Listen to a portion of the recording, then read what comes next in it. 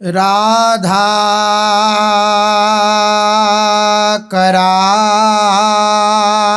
करावचित पल्लव वल्लरी के राधा पदांक विलसन मधुर स्थली के राधा यशो मुखरमत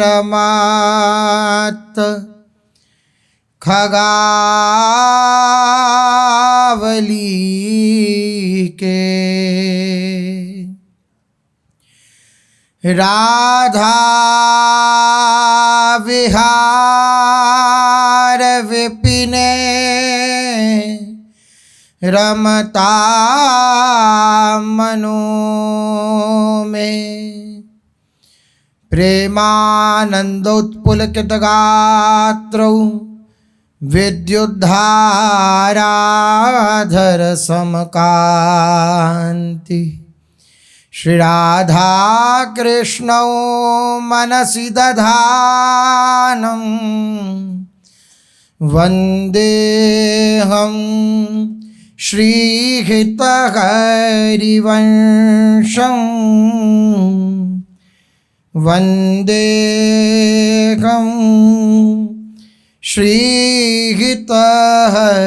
श्रीहितहरिवंशम् राधा राधा राधा राधा राधा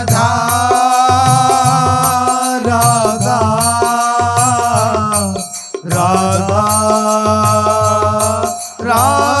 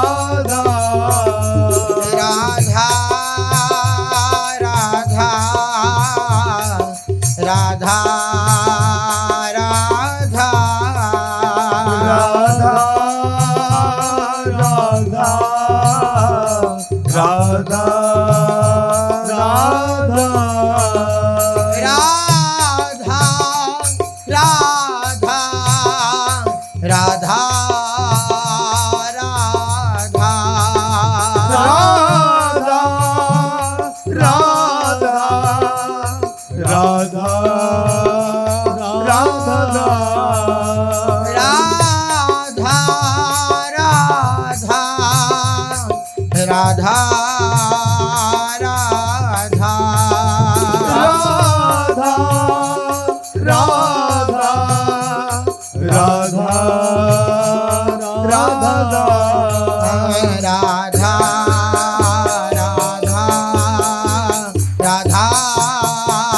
राधा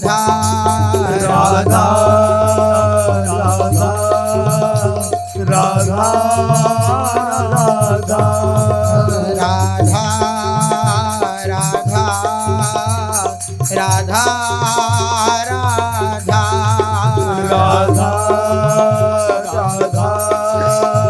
राधा राधा।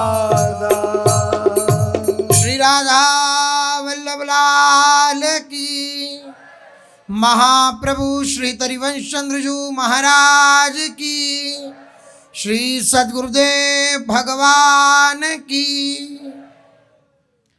रसघन मोहन मूर्ति ठाकुर श्री राधा वल्लभ लाल जू, अनंत सखियों की प्राण सजीवन मूरी श्री लाडली जू एवं इन युगल स्वरूपों को हृदय में नित्य नवीन रूप से दुलार करने वाले श्री सद्गुरुदेव भगवान के श्री चरणों में दंडवत प्रणाम है। प्रिया प्रीतम की प्राप्ति का सर्वोत्तम उपाय, सर्वोत्तम भाव है शरणागति। श्री प्रिया प्रीतम की जो शरण हो जाता है आचार्य प्रताप से, गुरु प्रताप से, उसको वह दुर्लभ वस्तु की प्राप्ति होती है जो अत्यंत अगम्य है। प्रिया प्रीतम की प्राप्ति साधारण नहीं है। सर्वोपरि उपासना, सर्वोपरि धाम, धामों का मुकुटमणि श्री वृंदावन, ये ब्रज धाम, और सर्वोपरि उपासना श्री राधा वल्लभ लाल की विमल ध्वजा फहरंत, भगवत धर्मौ जीत के निज प्रेमा ठहरंत। श्री राधा वल्लभ लाल की ऐसी विमल ध्वजा है, बोले भागवत धर्म से भी ऊपर सर्वोपरि गोपियों का प्रेम माना जाता है। गोपियां परम प्रेमी हैं, लेकिन तिन गोपिन ते दुर्लभ माही, नित्य विहार सहज सुखदाई। प्रिया प्रीतम का प्रेम जो गोपियों के लिए भी दुर्लभ है, वे दिव्य महारस, वे केवल और केवल इतना दुर्लभ प्रेम शरणागति से प्राप्त हो जाता है। दिखने में बहुत सरल और धारण करने में बहुत कठिन, सुनने में बहुत सरल और धारण करने में बहुत कठिन। क्या कठिन था? शरणागति कठिन है? नहीं, हमारा अहंकार बार बार बीच में आकर के उस शरणागति में बाधा उत्पन्न कर देता है। हाँ, इतना तो ठीक है, पर गुरुदेव ने इतनी बात तो कही, पर इतना तो आवश्यक है ना। तो महाराज जी कहते हैं कि अगर पर लग गए तो फिर उड़ जाओगे, पर नहीं। क्यों नहीं? सीधी बात स्वीकृति, सीधी बात स्वीकार कर लेना। पूज्य गुरुदेव भगवान के वचन है कि शरणागति के दिव्य भाव को सीधा स्वीकार कर लिया तो 70% आपका कार्य हो गया। अब उस स्वीकृति का अनुभव होगा, उस प्रकार से श्री जी आचरण कराएंगी तो 100% काम इस 70% के अनुसार हो जाएगा, वो 30% जो बचा है। लेकिन पहला कार्य किससे हुआ? स्वीकृति से। मन बुद्धि की छलनी न लगे और सीधा सीधा स्वीकार कर लिया जाए। बस यही शरणागति आपके हृदय में प्रतिष्ठित करा सकती है। बात सीधी बात स्वीकार कर ली, गुरुदेव ने कहा ऐसा ऐसा, बस स्वीकार कर लिया। ये नहीं कि पूज्य महाराज श्री कहते हैं कि हमने पूरे में भ्रमण किया, सांख्य योग, कर्म योग आदि जितने भी योग हैं उन सब में भ्रमण किया, तब जाकर के ये शरणागति मिली। तो पूज्य महाराज जी बोले अभी से आप चल दो। इसमें उदाहरण पूज्य महाराज जी पहले दिया करते थे काम में। बोले कि कहीं अन्य गंतव्य से ट्रेन आ रही है और आप वाराणसी स्टेशन पे खड़े हो, हम आपको उधर मिल गए, तो आप हमसे ये प्रश्न करेंगे, हम अगर आपसे कहें कि आप बैठ जाइए इस ट्रेन में हमारे साथ और चलिए वृंदावन, तो आप क्या ये प्रश्न करेंगे? नहीं नहीं, आप तो इतना घूम करके आए हो, हम पहले इतने घूमे आए, तब आपके संग बैठेंगे, तब वृंदावन चलेंगे, तब तक तो और आगे निकल जाएंगे। सीधी सीधी बात क्या है? सत्संग का यही लाभ है। कहा बैठो, अब इतना घूमने की आवश्यकता नहीं है। बैठे, चल दिए, पहुंच गए। इसलिए गुरुदेव कहते हैं कि बिल्कुल भी ऐसा भाव हृदय में नहीं आना चाहिए कि हम इतना घूमेंगे, इतना सब त्याग तपस्या करेंगे तब जाकर के ये बात हृदय में उतरेगी। ऐसा बिल्कुल नहीं है। हमने तत्काल स्वीकृति करी गुरुदेव के वचनों पर, बिना अपनी मन बुद्धि को लगाए तत्काल स्वीकृति होने का प्रभाव होगा कि आप तत्काल उस यात्रा में सम्मिलित हो गए, तत्काल सद्य। लेकिन ये मन बुद्धि का कुसंग और भगवान की विचित्र माया, बाहर से कोई कुसंग मिल गया तो बस खत्म फिर कहानी। कल गुरुदेव ने शरणागति के सिद्धांत में एक सावधानी की बात कही कि कोई और संग ना होने पाए।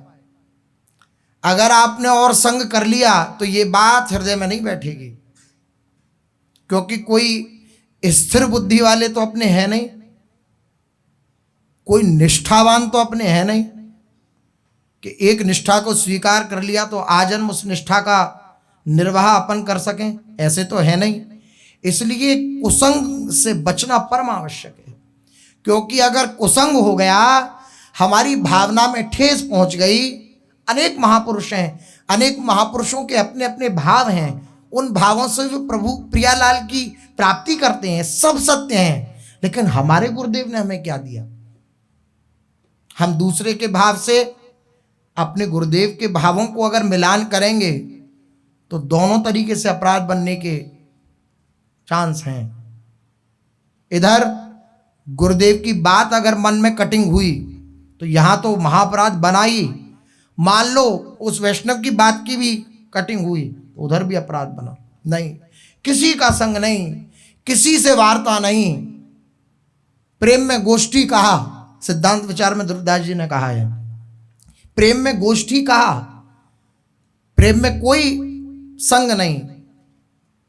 केवल और केवल अपने गुरुदेव ने जो मार्ग दे दिया है बस उससे चलता चला जा रहा है। चलता क्या चला जा रहा है? अपने तो गुरुदेव ने बैठने का मार्ग दिया है, बस उसी पे बैठा हुआ है। सारा बोझ श्री प्रियालाल के चरणों में रख दिया, संग किसी का नहीं। हमारी भावना गुरु प्रताप से जैसी थोड़ी मोड़ी प्रभु के चरणों में बनी है, अगर किसी संग कुसंग के प्रभाव से हमारी भावना में ठेस पहुंच जाए फिर नहीं। सब महापुरुषों ने अनेक मार्ग स्थापित किए हैं उन्हीं प्रियालाल की प्राप्ति के लिए, लेकिन हमारे गुरुदेव ने हमारे लिए क्या कहा है? बस हमें उस पर चलना है, किसी की अवहेलना नहीं, सबको प्रणाम।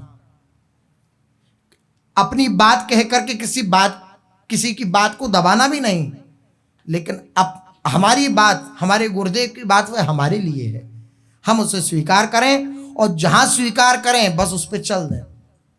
चलने का अर्थ है स्वीकृति ही, यहां का और कुछ चलना नहीं है। यहां का चलना है केवल स्वीकृति, स्वीकार कर लिया, संग ना किया जाए, बस इसमें यह सावधानी।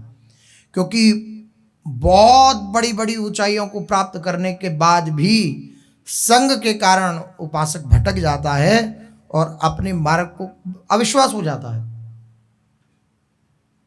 ये बात कि वह बात सत्य, ये बात सत्य, इसी में भ्रांति और संशय जहां हुआ तो संशय आत्मा विनश्यति।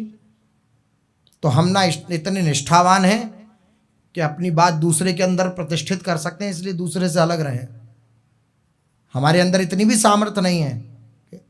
जो गुरुजनों की सामर्थ्य है उनकी सामर्थ्य के अनुसार हम चलें, अपने हृदय में स्थापित करें, बाकी सबको अपने प्रियालाल का ही स्वरूप मान करके सर्वान वस्तुतया निरीक्ष परमम स्वाराध्य बुद्धिर्ममः। और किसी को कहीं नहीं पहुंचना, सब पहुंचे हुए हैं, हमें पहुंचना है। हमारे गुरुदेव ने हमारे लिए जो कहा है वह हमारे लिए कहा है, किसी और के लिए नहीं कहा, क्योंकि कोई और है नहीं, राधा वल्लभ लाल ही सब हैं। ये बात हृदय, इसलिए किसी का संग नहीं, ऐसा विचार करके सबसे दूर, सबसे दूर। संग की बड़ी महत्वता है। श्री ध्रुवदास जी महाराज ने बार बार इस बात को कहा कि अन्य संग ना हो, वरना आपकी भावना में ठेस पहुंच जाएगी, आपकी भावना विचलित हो जाएगी। इसलिए संग बहुत संभाल के करें। जुगल प्रेम रस मगन जे, किसका संग करें? जुगल प्रेम रस मगन जे, तेई अपने जानी, सब विधि अंतर खोल के तिनहि सो रुचि मानी।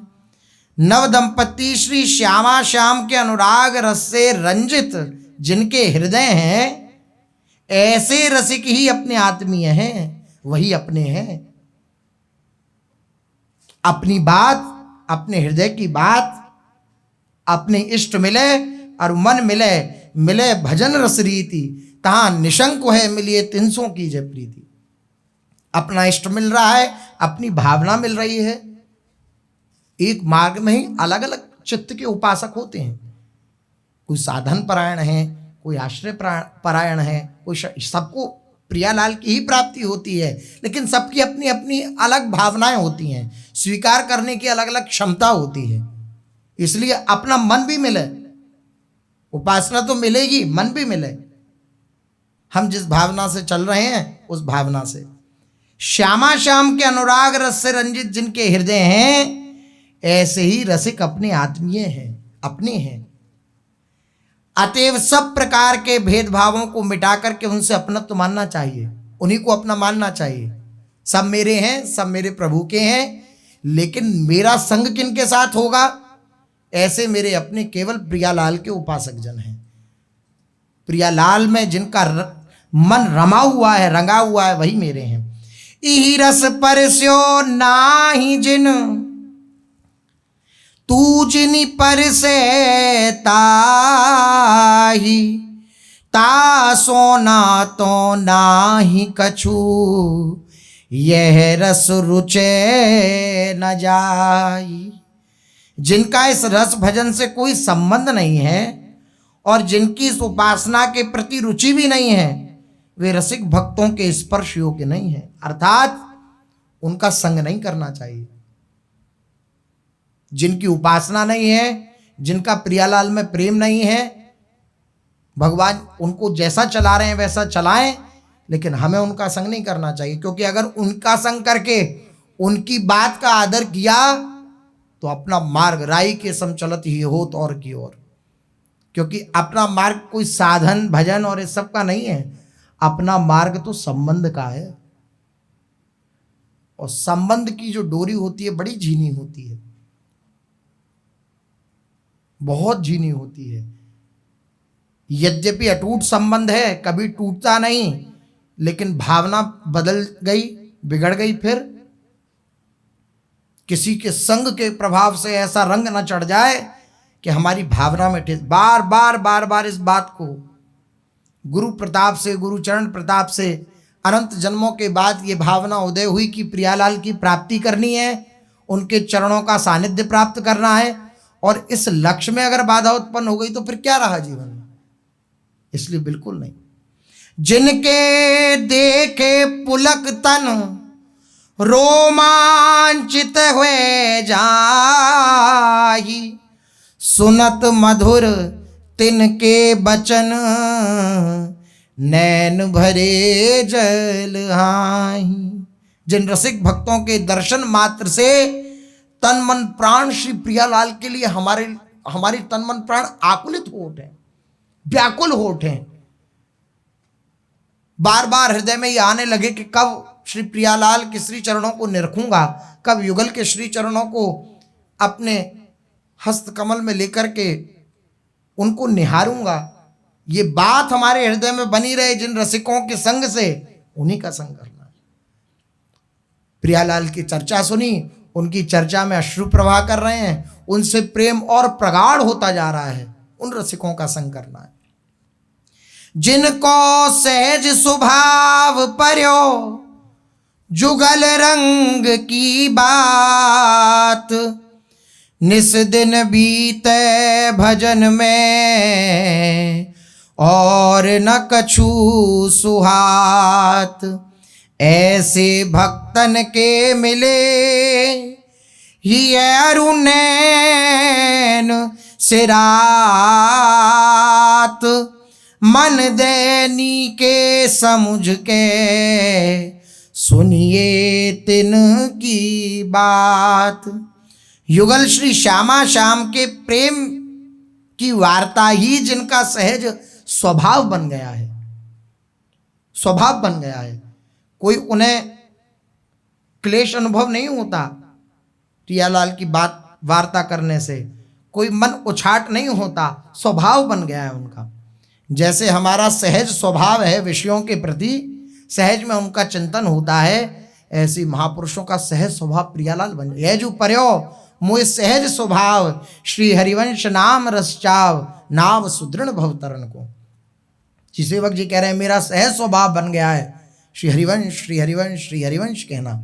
बस ऐसा जिनका सहज स्वभाव बन गया है कि श्यामा श्याम की प्रेम रस की वार्ता के बिना उनको चैन नहीं है, उनके हृदय में विश्राम नहीं है। अगर श्यामा श्याम की वार्ता नहीं तो चित्त बेचैन है। ऐसे रसिकों का संग करना है जिनके जीवन का प्रतिपल भजन में ही व्यतीत होता हो, श्री श्यामा श्याम की वार्ता के अतिरिक्त जिन्हें कुछ सुहाता ना हो, ऐसे रसिकों का संग करना है। ऐसे भक्तों के दर्शन से हृदय एवं नेत्र शीतल हो जाते हैं। ऐसे भक्तों का दर्शन मिलता है तो नेत्र और हृदय शीतल हो जाते हैं। अतः तत्परता से सावधानी पूर्वक उनके श्रीमुख की वार्ता का श्रवण करना चाहिए। तत्परता से और सावधानी पूर्वक। सावधानी क्या? उनकी वार्ता में फिर कोई प्रश्न चिन्ह नहीं, ना किसी के द्वारा प्रदत्त प्रश्न चिन्ह, ना अपने द्वारा प्रदत्त प्रश्न चिन्ह, किसी के द्वारा नहीं। सावधानी है महापुरुषों की वाणी में। देखो प्रेम विलास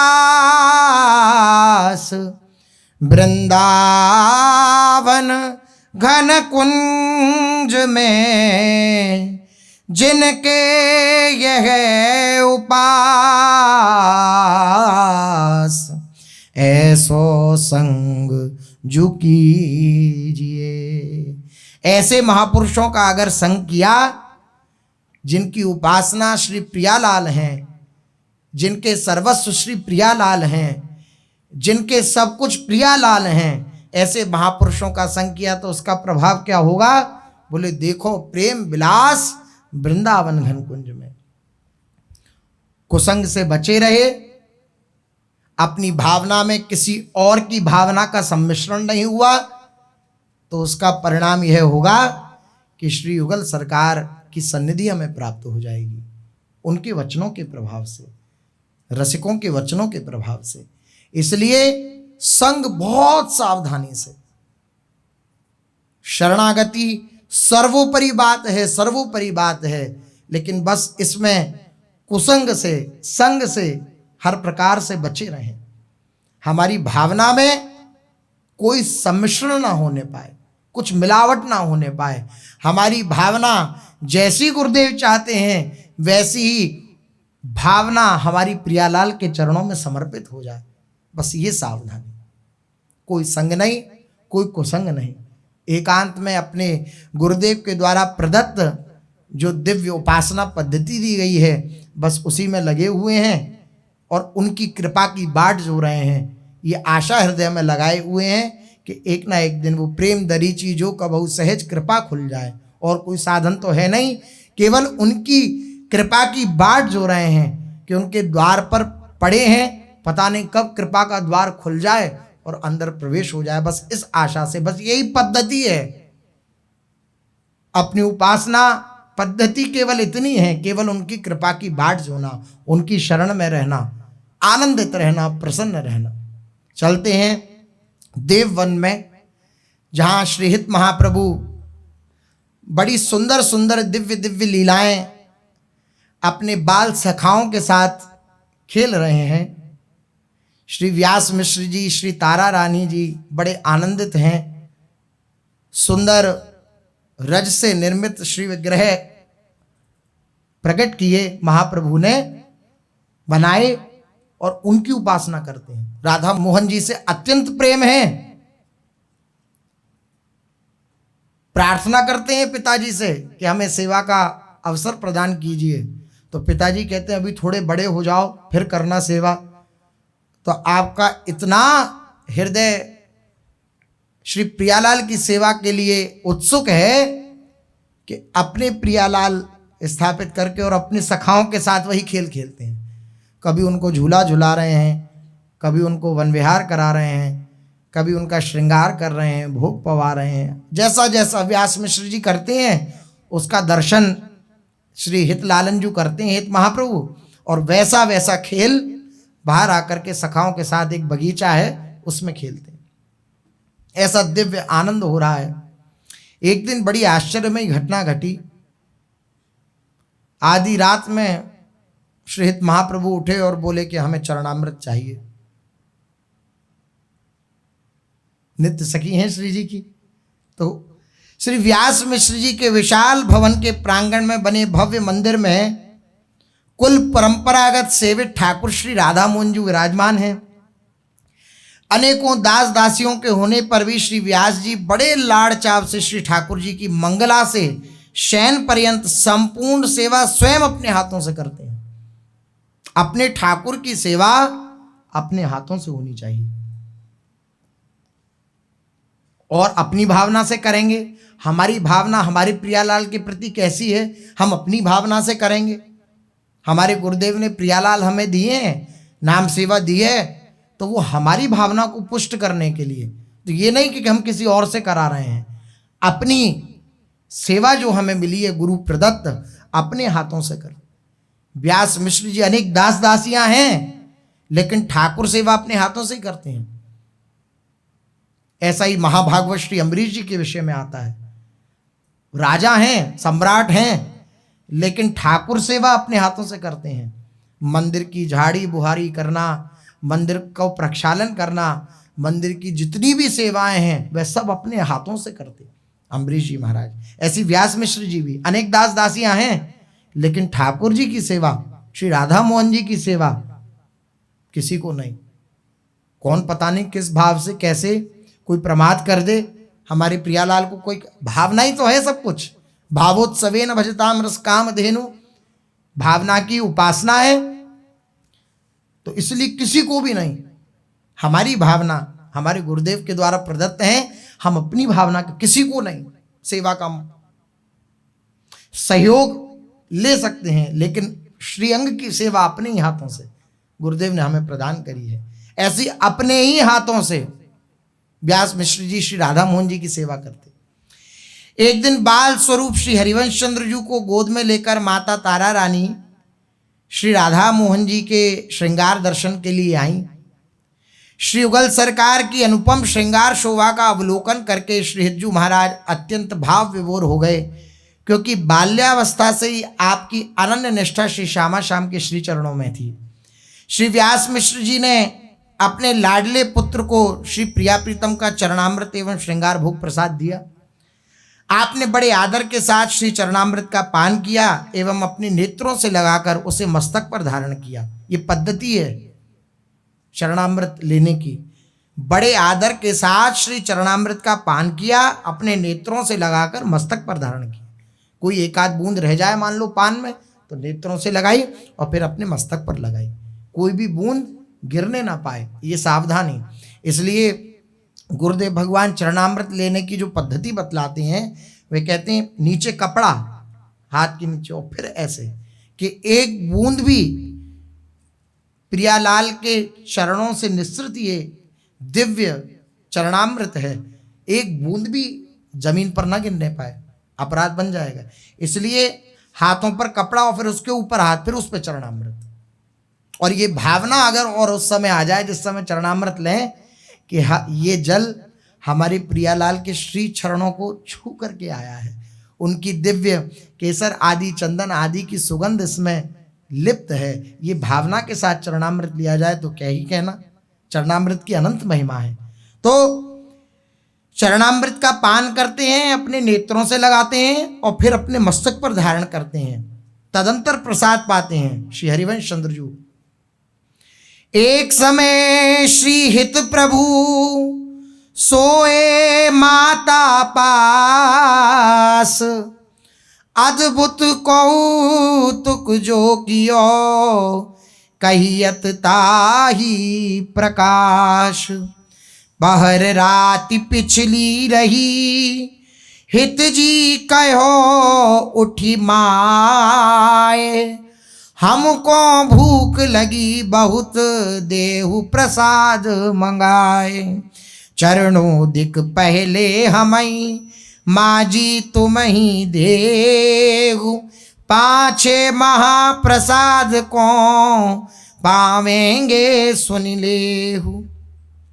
अब ब्रह्म मुहूर्त का समय, उठ करके एकदम महाप्रभु जी उठे और उठ करके माता तारा रानी से बोले कि माँ जी हमें बहुत भूख लगी है, जल्दी से आप कुछ प्रसाद पवा दो।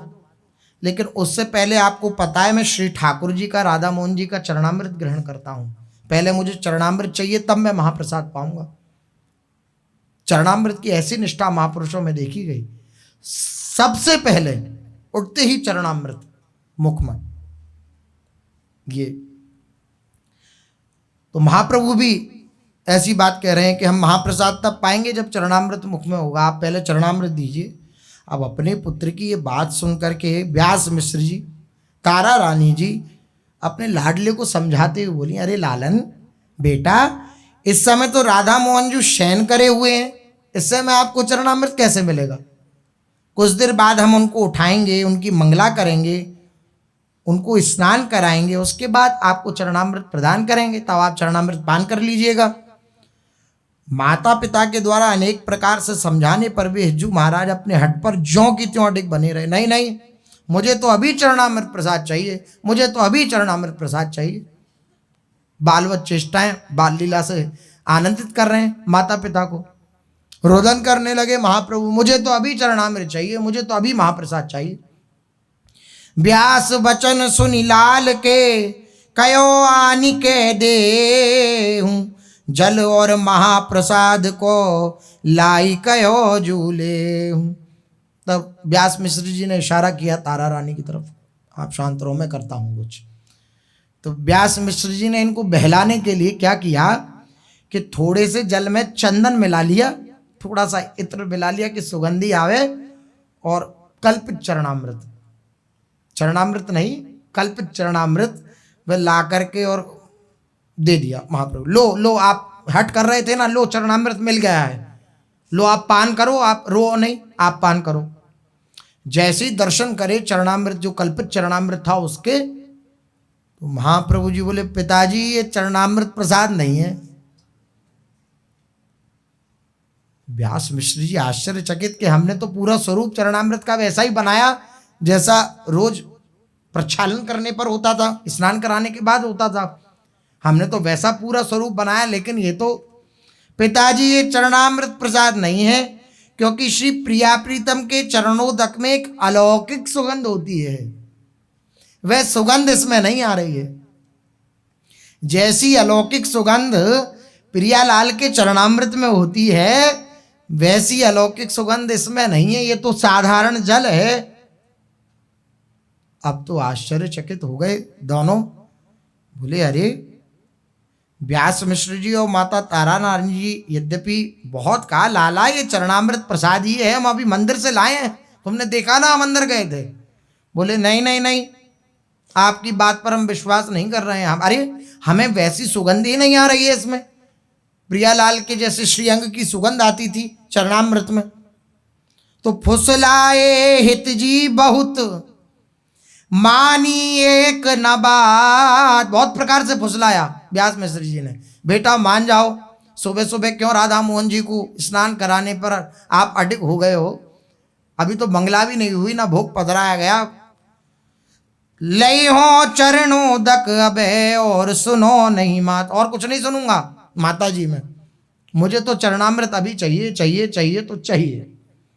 बाल हट, चरणों दिक भी नहीं लिए पाऊं नहीं प्रसाद, मुख आँखिन और शीस पे धारों तबे सुआदी, क्यों तुम हमको प्रथम ही दियो काल सुहात, चरणामृत हम ही पियो और प्रसाद ही साथ। हिज्जू को बहुत फुसलाने की कोशिश करी, बड़ा प्रयत्न किया कि मान जाए, श्रीहित लालन जी, लेकिन भैया हरिवंश चंद्र जी नहीं मान रहे हैं। वे तो बस वही चरणामृत की रट लगाए हुए हैं और कुछ भी सुनने को तैयार नहीं। माता पिता भी बारंबार समझाने का बहुत प्रयास कर रहे हैं, किंतु हिज्जू ने स्पष्ट कह दिया, बिना चरणोदक का पान किए हम प्रसाद नहीं पाएंगे। हमें भूख लगी है, हमें प्रसाद पाना है, और बिना चरणोदक पान किए हम प्रसाद नहीं पाएंगे। बोले ये अच्छी सुबह सुबह ब्रह्म मुहूर्त में लीला कर रहे हैं लालजू महाराज। पहले हमें चरणामृत प्रसाद दीजिए, जिसे पान करके हम अपने नेत्रों एवं शीश पर धारण करेंगे, तदंतर ही प्रसाद ग्रहण करेंगे। कल भी आपने हमें पहले चरणामृत दिया था, आपको याद नहीं? फिर हमने प्रसाद पाया था। आज हम पहले चरणामृत लेंगे और फिर प्रसाद पाएंगे। अब क्या कहा जाए? हटकी नो अति कठिन ही मानत नाही लाल, चरणों दिक बिरिया नहीं पौड़ी प्यारी लाल। व्यास घरनि आकुल भई हितजू रूप निहार, नैन कमल जल सो भरे बोलत भूमि निहार। अंगुरी कही के ले चले आए मंदिर द्वार, यहाँ ते हम ही को मिलो खोलो माई की वार। बालक हरिवंश जी ने बड़ा कठिन हट कर लिया। अब वे बिना चरणामृत प्रसाद लिए किसी बात के लिए राजी नहीं, तैयार नहीं। तब श्री व्यास मिश्र जी ने पुनः प्रेम पूर्वक समझा, बेटा ये चरणामृत का उचित समय नहीं है, क्योंकि इस समय प्रिया प्रीतम शयन कर रहे हैं, शयन में हैं। बस थोड़ी देर प्रतीक्षा कर लो, हम तुम्हें चरणामृत अवश्य दे देंगे।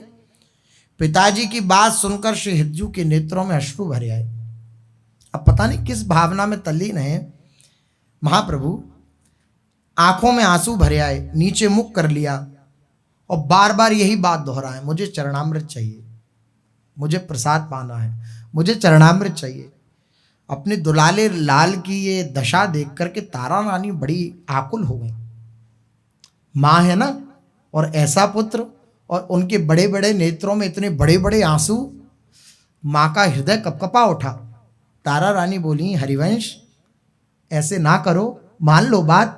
नहीं नहीं नहीं नहीं नहीं।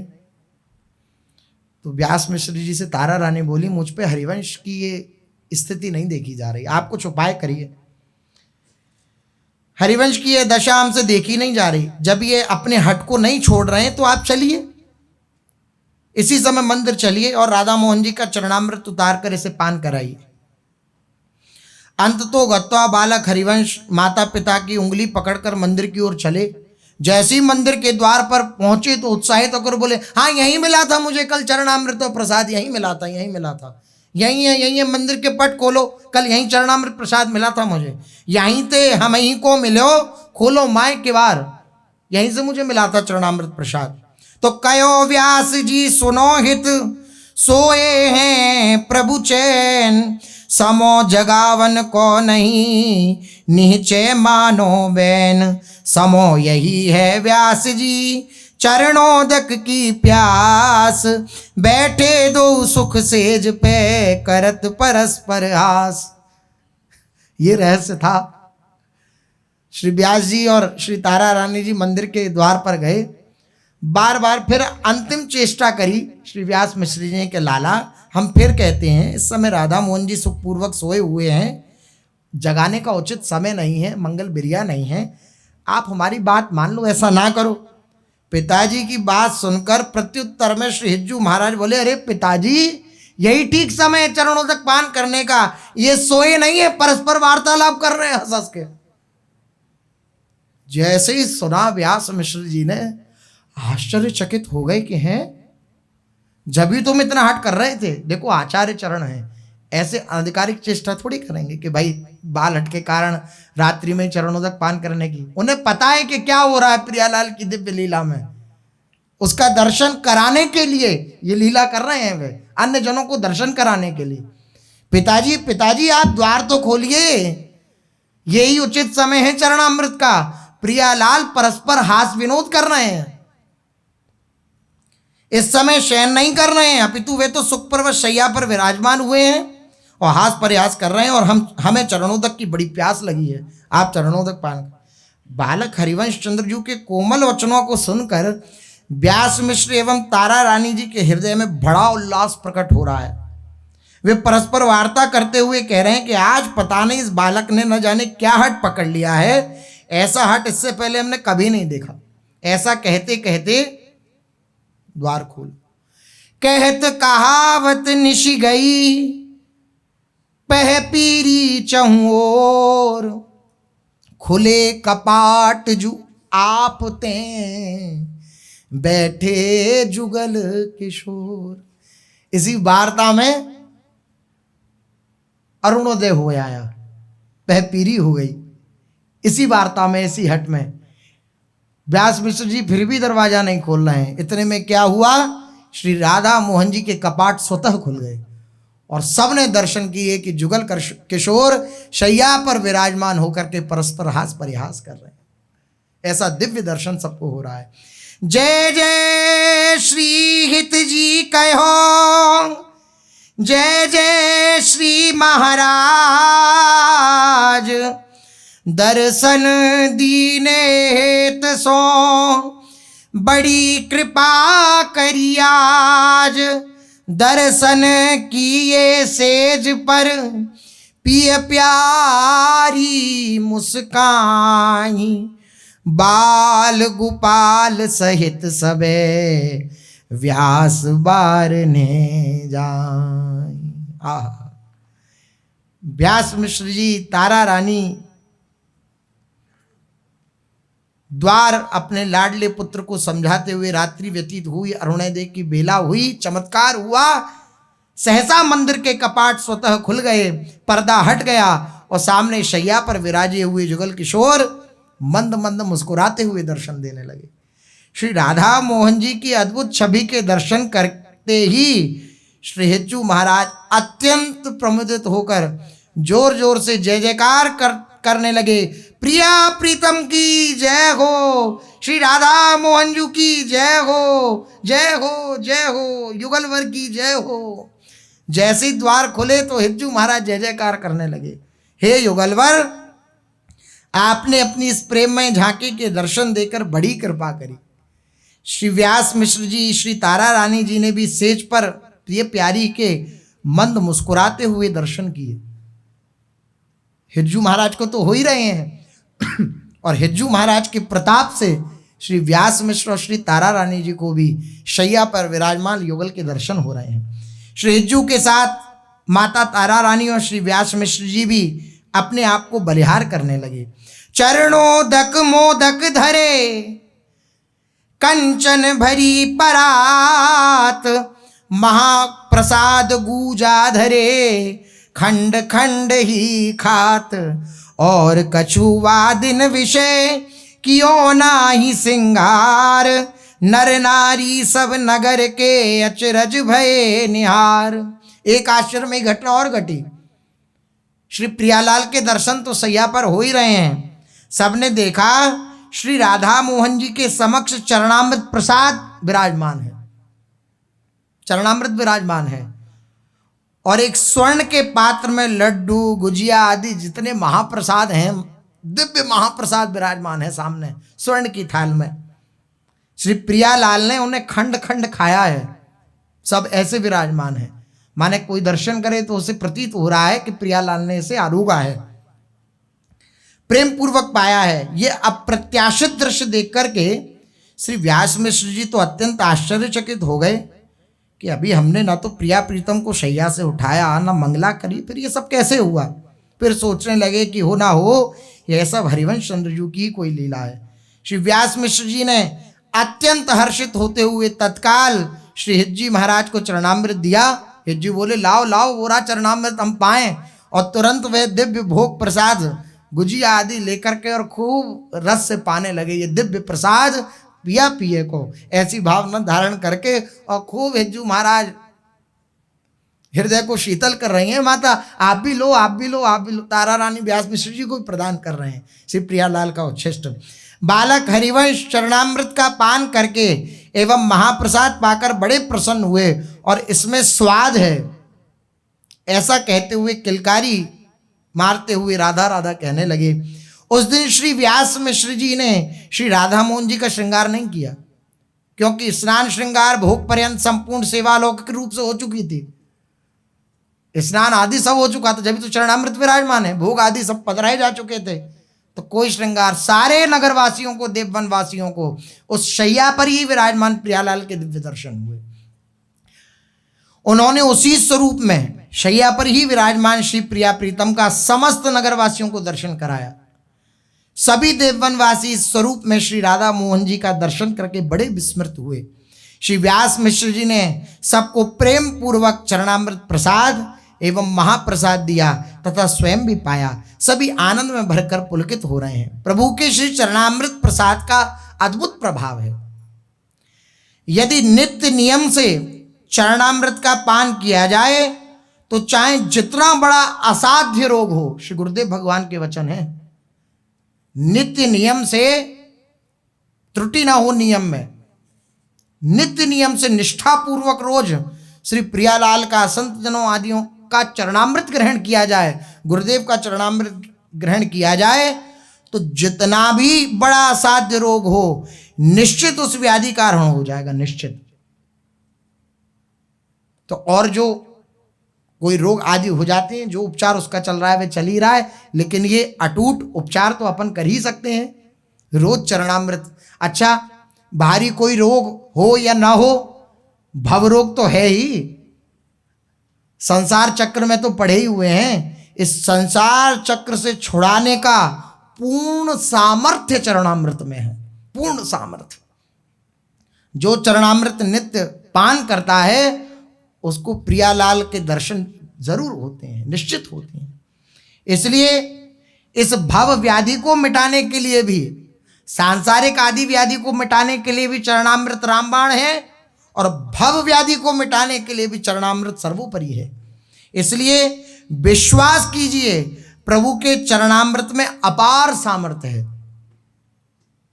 विश्वास करना पड़ेगा। हित ध्रुव, जो विश्वास है तभी सुधरे बात, बिना विश्वास के तो बात नहीं बनेगी। अब हम साधारण जल कहें तो फिर आपकी भावना जैसी, लेकिन विश्वास कर कर अगर उसे ग्रहण करेंगे तो उसका आपको परिणाम दिखेगा, अवश्य दिखेगा। जो रोज नित्य प्रति उस चरणामृत को लेते हैं उनको जरूर अवश्य उनके हृदय में ये भावना उत्पन्न होती है कि इससे कितना बड़ा प्रभाव हमारे जीवन में हो रहा है। लेकिन बिना त्रुटि के नित्य नियम से लेना आवश्यक है। जो चरणामृत का नित्य पान करता है उसकी कभी अकाल मृत्यु नहीं हो सकती।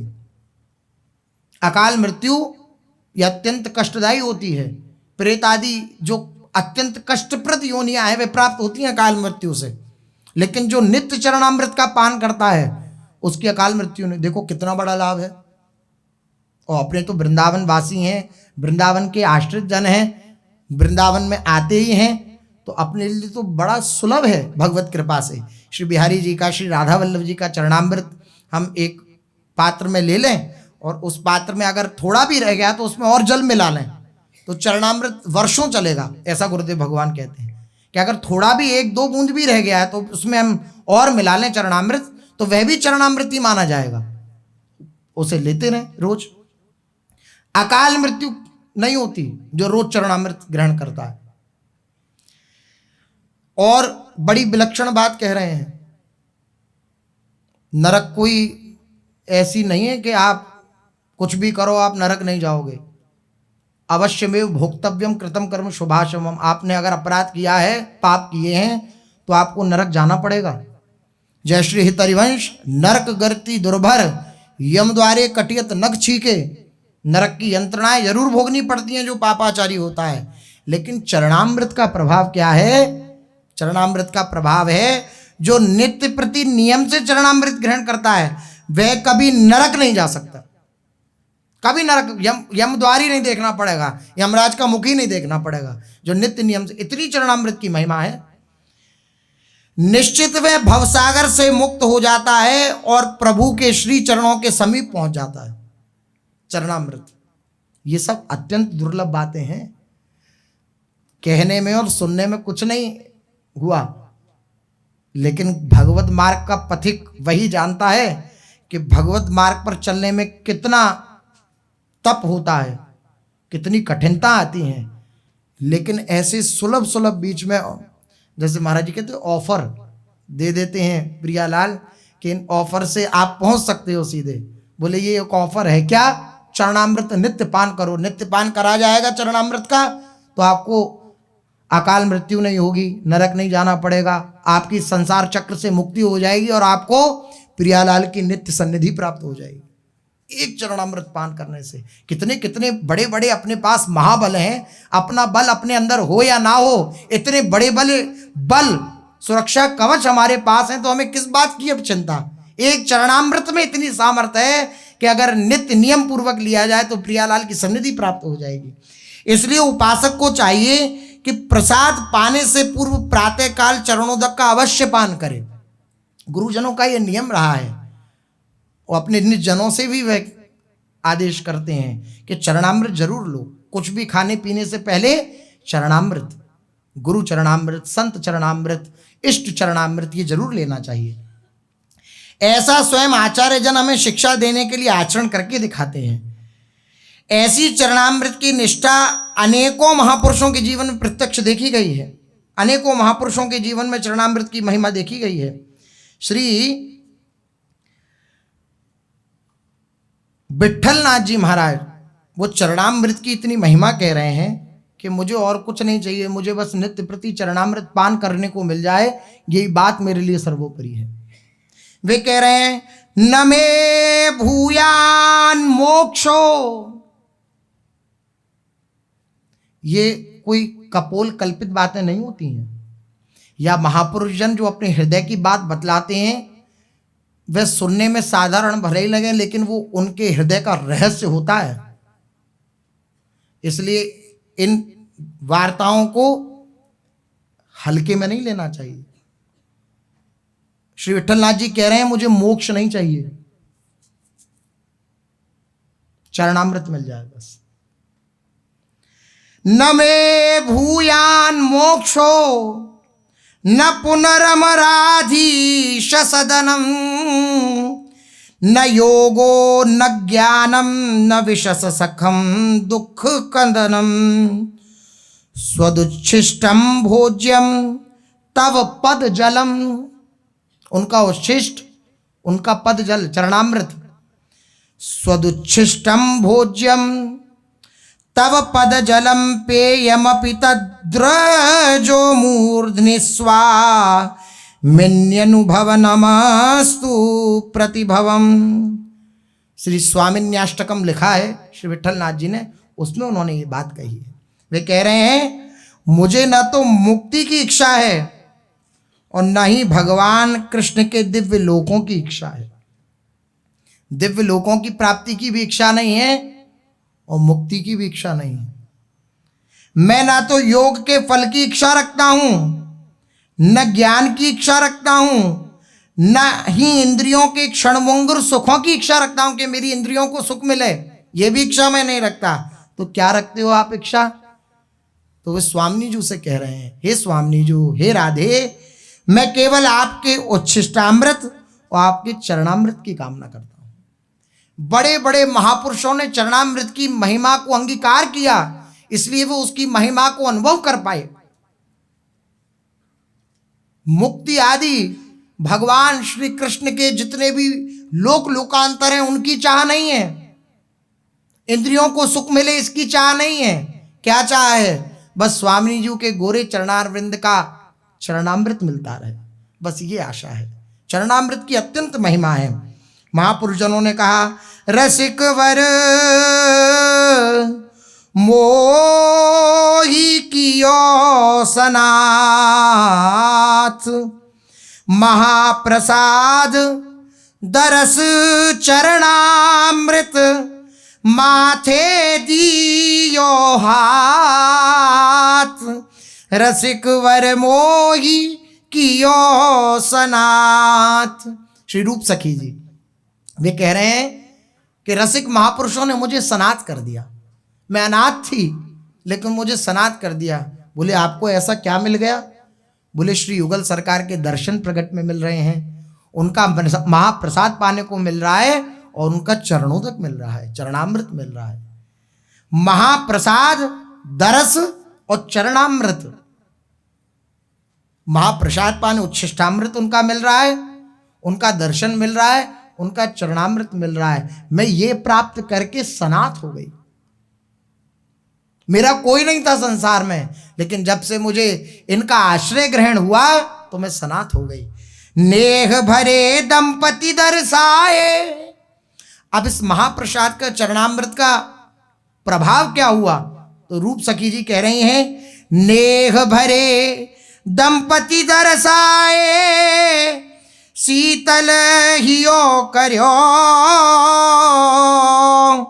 विपुन सुबास रूप को दीनो, इनसो कौन बियो। श्री चरणामृत का रोज पान करने से, महाप्रसाद को रोज पाने से मेरे को क्या प्राप्त हुआ? नेह भरे, प्रेम से भरे हुए युगल दंपति मुझे दर्शन हो गए। महाप्रसाद के प्रभाव से उनका मुझे दर्शन हो गया। ऐसी दिव्य महाप्रसाद की महिमा है कि मुझे महाप्रसाद और उच्छिष्टामृत और चरणामृत के प्रभाव से श्री वृंदावन का नित्यवास मिल गया। इतनी बड़ी महिमा चरणामृत की। इसलिए महापुरुषों के जीवन में प्रत्यक्ष चरणामृत की महिमा देखी जाती है। श्री महाप्रभु जी के चरित्र में अभी श्रवण किया, हठपूर्वक चरणामृत की महिमा दिग्दर्शन करा रहे हैं। जिस दिन किसी कारणवश, महापुरुषों के जीवन में ऐसी लीला देखी गई कि जिस दिन किसी कारणवश उन्हें चरणोदक पान करने को नहीं मिला तो उस दिन उन्होंने प्रसाद भी नहीं पाया। ऐसी निष्ठा होनी चाहिए। अगर चरणामृत मुख में नहीं गया तो फिर प्रसाद भी नहीं पाया। इसलिए सभी उपासकों के हृदय में चरणामृत के प्रति ऐसी निष्ठा जरूर होनी चाहिए। जो प्रातःकाल चरणामृत का पान करते हैं उनकी भजन उपासना में रुचि बढ़ जाती है। कितना लाभ है, कितना लाभ है चरणामृत का। जो प्रातःकाल रोज उठकर चरणामृत का पान करते हैं, तो बहुत लोगों के प्रश्न होते हैं, हमारी भजन में रुचि नहीं होती, नाम जप में रुचि नहीं होती, साधन में रुचि नहीं होती। तो कितना बड़ा अचूक उपाय बतला रहे हैं महापुरुषजन। कह रहे हैं जो नित्य प्रति प्रातःकाल चरणामृत का पान करता है, अब विश्वास किया जाए, विश्वास किया जाए तो आपको इसका अनुभव होने लग जाएगा। जो प्रातःकाल चरणामृत का पान करते हैं उसकी भजन उपासना में रुचि बढ़ जाती है, भजन में और रुचि बढ़ेगी। जो भजन में अरुचि पैदा करने वाले जो अनर्थ हैं, भजन में अरुचि क्यों होती है? अनर्थों के कारण। अनर्थ बार बार बाधा उत्पन्न करते हैं। तो जो भजन में रुचि प्रकट ना करने देते हैं, ऐसे जो अनर्थ हैं, उन अनर्थों का नाश चरणामृत कर देता है, नष्ट कर देता है। यदि हम चरणामृत के प्रति अनन्य निष्ठा रखें तो निश्चित हमें भगवत चरणारविंद में अनुराग हो जाएगा। आह, कितना बड़ा लाभ है। भगवान के चरणों में प्रीति हो जाए, इससे बड़ा लाभ कोई और नहीं है। और चरणामृत के प्रभाव से प्रभु के चरणों में प्रीति हो जाएगी। अकाल मृत्यु हरणम सर्वव्याधि विनाशनम श्री कृष्ण पादोदकम पीत्वा पुनर्जन्म न विद्यते। अकाल मृत्यु नहीं होगी। भगवान श्री हरि का चरणामृत पान करने से अकाल मृत्यु नहीं होगी। समस्त पाप ताप रोग शोक आदि व्याधियों का नाश करने वाला ये दिव्य चरणामृत है, जो नित्य चरणोदक पान करता है और उसे अपने सिर पर धारण करता है। पान किया और जो बच गया उसको सिर पर धारण करता है, उसका पुनर्जन्म नहीं होता। पुनर्जन्म न विद्यते, उसका पुनर्जन्म नहीं होता।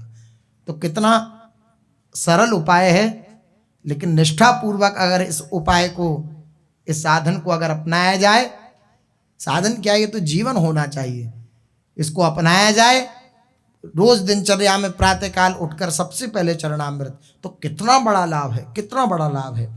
सद्यः फलप्रदम पुण्यम। चरणामृत आज पिया और पता नहीं कब इसके फल की प्राप्ति होगी, ऐसा नहीं है। सद्यः फलप्रदम पुण्यम, सद्य फल देने वाला है, तुरंत फल देने वाला है। आपने भावना से चरणामृत पान किया, ये मेरे प्रियालाल के चरणों का अमृत है, उसी समय आपके हृदय में आनंद आ गया, उस समय ही आपके हृदय उल्लास से भर गया। ये सद्य फल है। सबसे बड़ी फल क्या, फल की वृत्ति क्या है? प्रसन्नता। आपने चरणामृत पान किया, आपके हृदय में प्रसन्नता आ गई, ये सद्य फल है। सद्य फल प्रदम पुण्यम सर्व पाप विनाशनम सर्व मंगल मंगल्यम सर्व दुख विनाशनम दुस्वप्न नाशनम पुण्यम विष्णुपादोदकम शुभम सर्वोपद्रवहंतारम सर्वव्याधि विनाशनम। अपार महिमा चरणामृत की। श्री कृष्ण का पादोदक परम पवित्र, शीघ्र फलदायी, निखिल पाप नाशक, सर्व मंगलों का मंगल स्वरूप, सर्व दुख विनाशक। अगर दुस्वप्न आ गए हैं, गलत स्वप्न आ जाते हैं, तो चरणामृत का रोज पान किया जाए तो दुस्वप्नों को वो नहीं आने देगा। सर्व उपद्रव को शांति करके सर्व व्याधि का विध्वंसक है चरणामृत। इतनी महिमा चरणामृत की है, इसलिए महापुरुषों ने अपने जीवन में चरणामृत की महिमा को प्रकट करने के लिए ऐसी दिव्य लीलाएं करी। आज महाप्रभु जी ने भी कैसी दिव्य लीला करके दो लाभ दिए। एक तो चरणामृत की महिमा श्रवण कराई, और दूसरा देववन वासियों को दिव्य प्रियालाल जो शैया पर विराजमान है उस दिव्य शोभा का दर्शन करा दिया। शेष चर्चा आगे। श्री राधा वल्लभ लाल की जय।